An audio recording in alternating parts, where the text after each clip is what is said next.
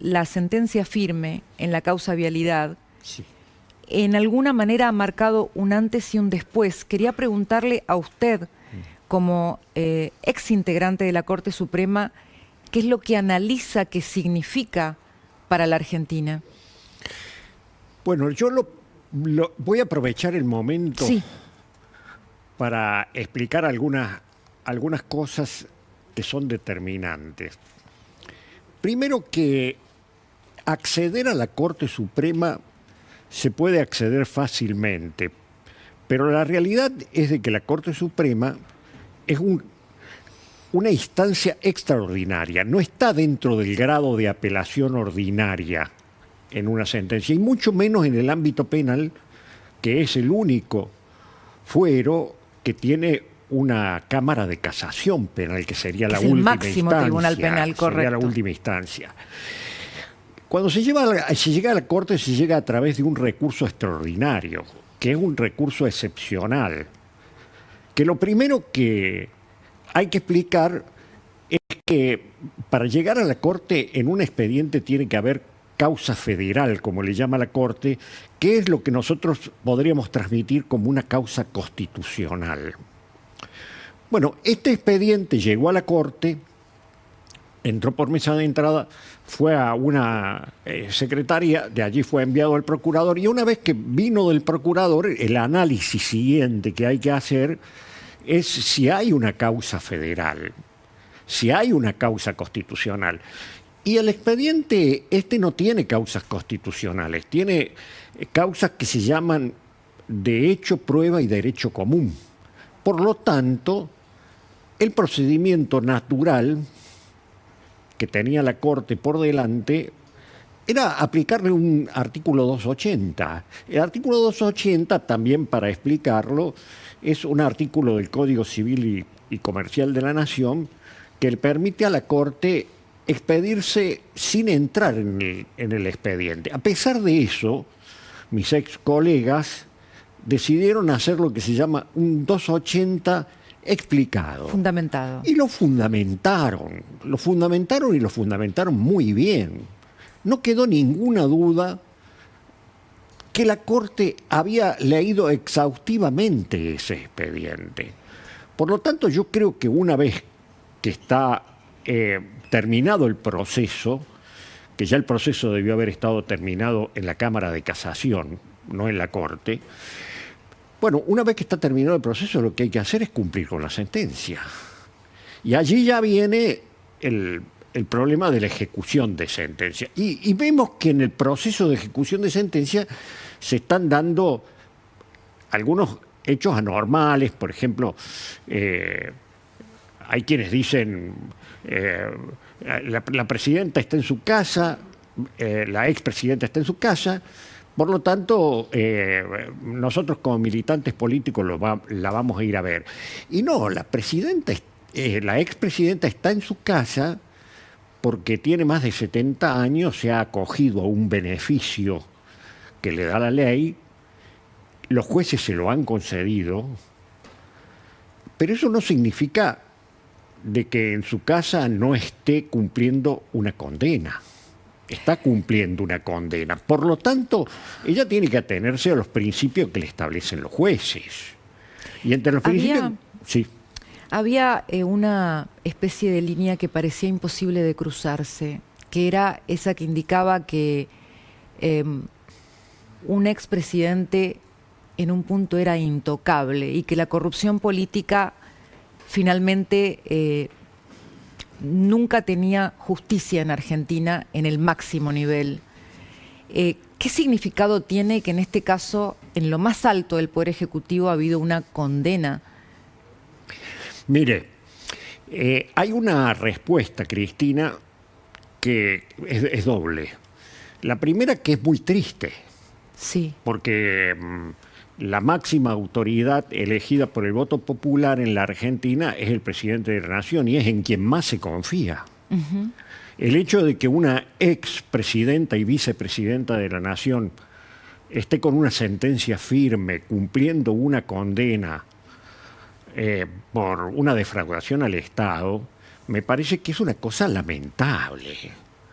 Por otro lado, es una muy buena señal de la justicia, porque esto quiere decir que en la Argentina la justicia está procediendo como un poder independiente que no queda de ninguna manera bajo la órbita de influencia del Poder Ejecutivo. Antes se podría haber sospechado eso, ningún presidente fue preso. Hoy, después de la condena de Cristina Kirchner, ya no se puede sospechar más.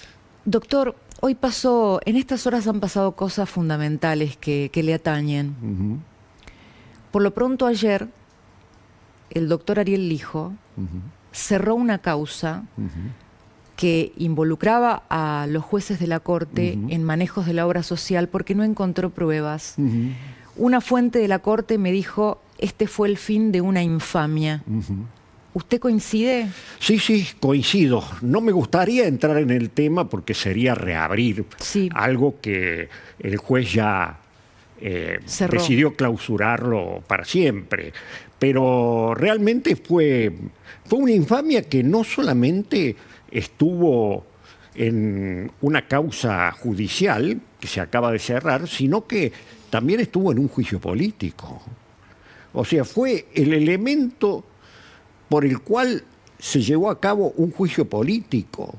Y durante un año, durante todo el año 2023, nosotros estuvimos con juicio político por la opinión nuestra en las sentencias y por esta causa de la obra social. Es muy difícil no conectar a los que impulsaban el juicio político con la protagonista de la causa vialidad, porque son los mismos. Sí. Ahora, le sumo un episodio más, que tal vez lo tienen conocimiento, tal vez no, porque es realmente de estas horas. Hoy condenaron a 4 años de prisión a Damián Berruet.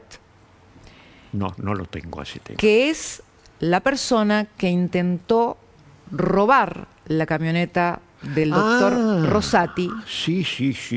Y el fiscal Luciani enmarcó esto en distintos hechos delictivos que llamó un asedio a la Corte y un asedio institucional que tuvo como objetivo a Rosati, pero también a los otros jueces. Sí, Rosati estuvo mucho más asediado en ese sentido porque le entraron a su casa en Santa Fe, a su estudio en Santa Fe, le revolvieron todo, no le robaron nada.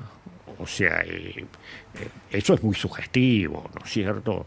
Y bueno, le quisieron entrar a una camioneta donde había una computadora. Y fueron directo ahí.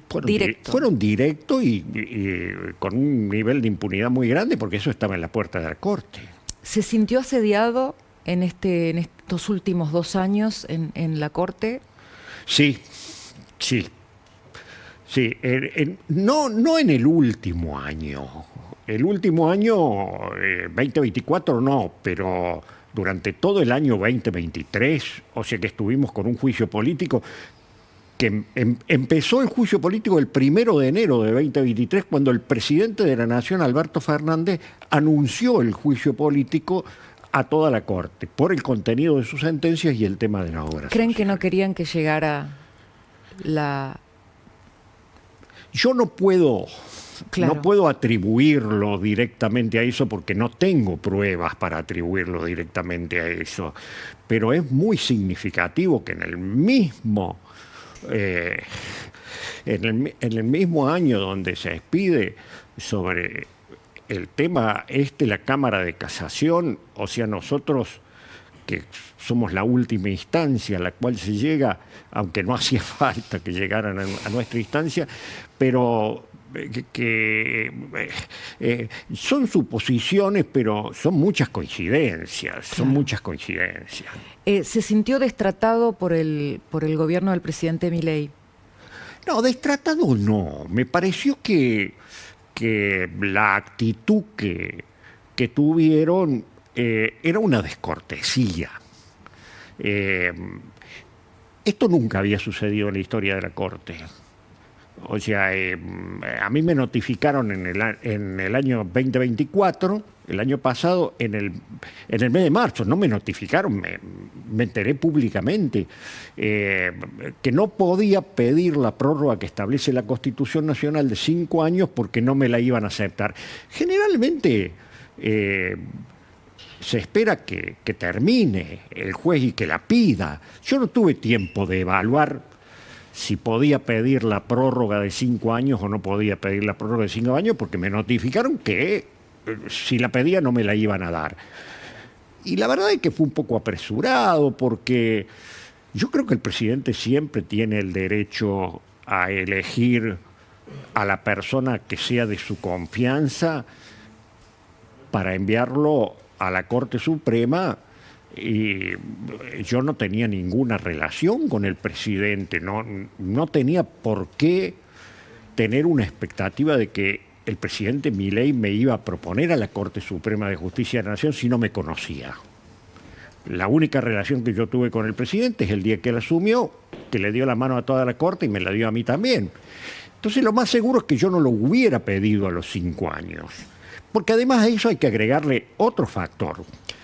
Si bien es el presidente el que tiene la posibilidad de pedirle al Senado que apruebe por 2/3, hay que conseguir los 2/3 del Senado. Yo no llegué ni a evaluar esa situación. Quizá uno viendo el Senado después de la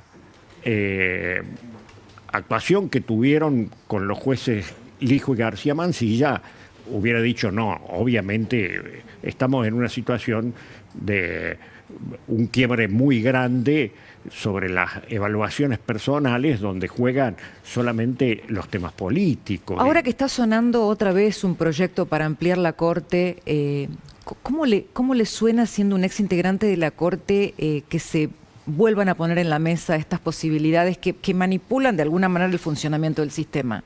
Yo vengo diciendo que a mí me tocó integrar cortes de 9, de 8, de 7 durante mucho tiempo, de 6, de 5 durante mucho tiempo, de 4 y de 3. Lo peor que hay es una corte incompleta, Bien, como está hoy.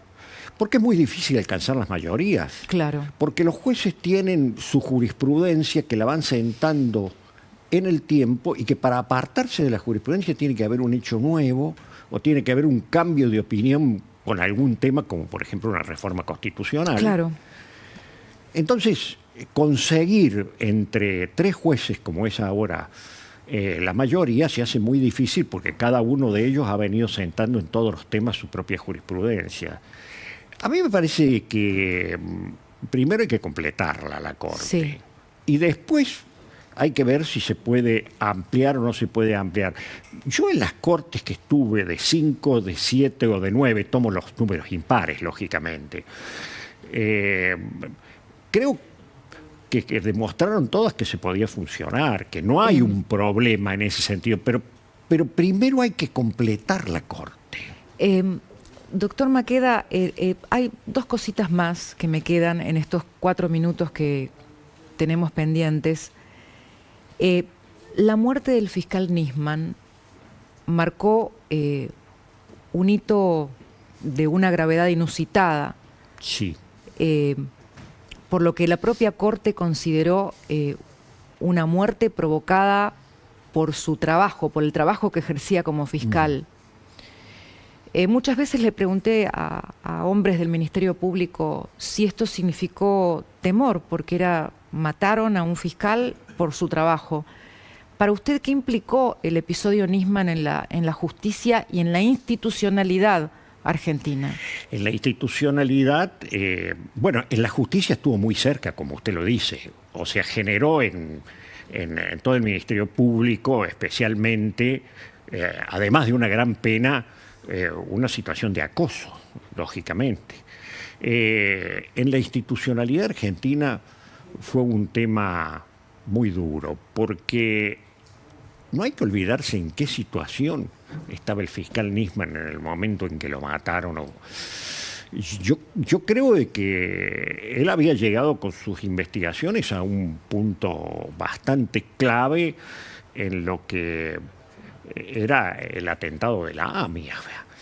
Y bueno, en ese momento se había aprobado a instancias del Poder Ejecutivo por ambas cámaras del Poder Legislativo la posibilidad de que la justicia se trasladara a Irán a hacer una especie de... Comisión de la verdad.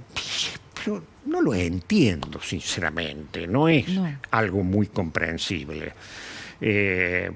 Entonces, el fiscal Nisman podía llegar a develar cuál era la verdad del atentado contra la AMIA, ¿no? Y me parece que eso agredió mucho la institucionalidad argentina. Doctor, su preocupación por la institucionalidad a futuro, sí.